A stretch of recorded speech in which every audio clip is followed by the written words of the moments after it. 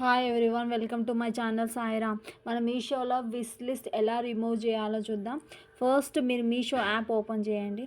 App open చేసిన తర్వాత మీకు పైన టాప్లో మనకు కనబడుతుంది, మన అకౌంట్కి వెళ్ళండి. మనకి అకౌంట్కి వెళ్ళిన తర్వాత మై పేమెంట్స్ కింద మై యాక్టివిటీ అని ఉంది కదా, అక్కడ విష్ లిస్ట్ ప్రొడక్ట్స్ అని ఉంది చూడు. మనం సేవ్ చేసి పెట్టుకున్న విష్ లిస్ట్ ప్రొడక్ట్స్ చూడండి, ఇన్ని ఐటమ్స్ మనకు విష్ లిస్ట్లో ఉన్నాయి.